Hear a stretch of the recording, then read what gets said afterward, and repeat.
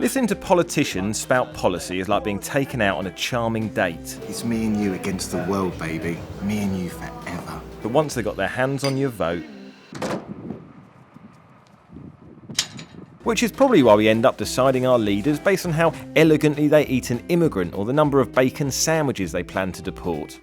I went to a couple of battleground constituencies to see if anyone has the foggiest what they're actually voting for.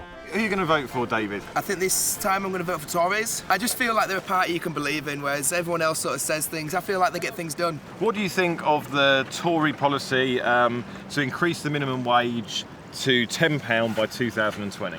I think it'll definitely help everybody. What about reducing foreign aid by $9 billion a year? I think it's definitely a good idea. I mean, we've got problems over here, so we should focus on them first. What about if I said that none of them were actually Tory policies at all? I wouldn't be surprised. What do you think of the Green Party policy of scrapping tuition fees for students from poorer backgrounds? I think that's a good idea. We are, like everyone else says, we are the future. That's a good thing. It's quite a bold and valiant thing to do. Guaranteed jobs in the police force, prison service and border force for armed service veterans.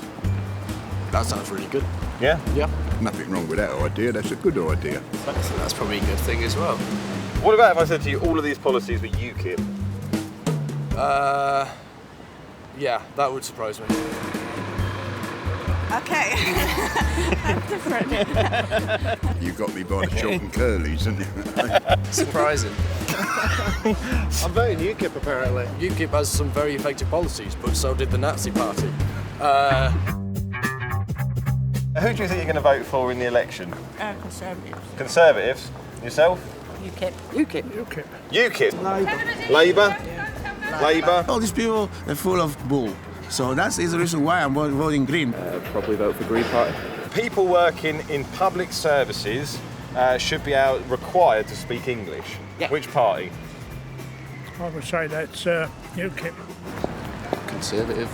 I don't know, is that UKIP? I would say Conservative. What if I tell you that's Labour? Is it? That surprised me. It's bullshit. Sorry. I imagine that might be something that one of the mainstream parties has come up with that they know they're probably not going to find themselves having to commit to because there's no legislative way of doing so. So I'm going to go with Labour. That is spot on. Who would like to stop the recruitment of foreign nurses from abroad? Which party? I don't know, I'd but say we can't UKIP, do without I them. don't think we can do without them. UKIP. Yeah. UKIP. Don't tell me Flash again. That's Green Party. There you go. They say that we're stealing nurses from countries that need them. I don't really care about abroad. They don't pay them enough, Jim. No, they don't. They don't pay them enough. It's Green Party. Is That's it? your party. It is my party. It is your party. I've been reading the policies too recently, obviously. You see, that is a lot of bull. What do you think that this little exercise teaches us? We don't know that much about the policies of the main parties that we're voting for. Well, they say it, but All they they- don't do it, Jen. all That's the Conservatives thing. would- They come out with these things, And don't do it. and at the end of the day, nothing happens. So you once voted Liberal Democrat, now you've got a hammer and sickle on your lapel. How do you feel looking back about the fact you did it? I think it's a bit of an embarrassment when you do admit this to people, but, we were lied to. The Lib Dems, Nick Clegg in particular, they betrayed a generation.